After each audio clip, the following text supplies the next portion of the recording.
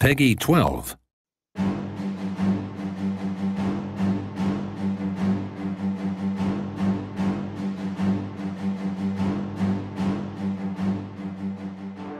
Europa Universalis IV is a grand strategy game set in the age of exploration and colonization. For me, this has always been one of the concepts that really sets this game apart, that sort of lets you choose what kind of game you play. Suppose you're a small naval power at the edge of Europe. You can't really get into this, fight huge land battles with France and these kind of things. You can make a choice, you can go for colonization. And if you really want to make the big bucks here, you should get in early. And you do this by selecting the exploration idea group. You have these forks in the road all the time, the interesting gameplay choices where you have to choose what country am I going to be. And if you become the exploration nation and you have the idea that's called Quest for the New World, you can recruit explorers and you can put them in command of your fleets. And then you send them off into the great unknown to find new lands. And of course, as a modern human being, I have a vague idea where North America is. So I probably know where I'm going to sail, but still, I always get the feeling that it's still exciting, right? Which part of America will I find first? Will I go to America? Will I find around Africa? And who will be there when I get there, right? And once your explorers find new land, unless he dies on the way, which you will notice that quite a few will, you can build colonies. And we've changed a bit of how colonization works. Before, it was all about send colony, wait time, look for a dice roll, and then it happens.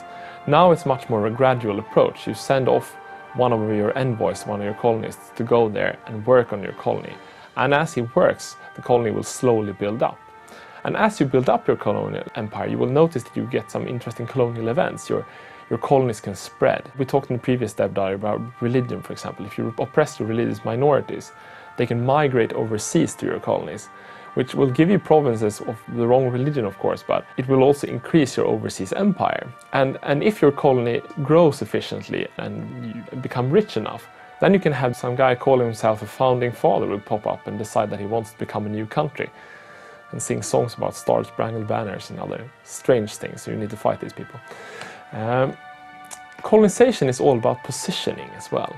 We have the new trade system with the trade routes that you probably heard about. When you go off colonizing, the direction to take is often the direction of the trade route. And if you can find a part of the world that feeds into your trade very well, and you can get there first, you can really become so much more rich than any other country in the world. And of course, some countries are better suited than others for this game. If you're Austria, in the center of Europe, you can do colonization, but you need to conquer the coastline first. But on the other hand, if you're Portugal, and you can become friends with Castile, your strong neighbor to the west, and you can sort of secure that flank, you can almost ignore the rest of Europe for a while, and you can build your overseas empire and found the route to India and get your riches that way.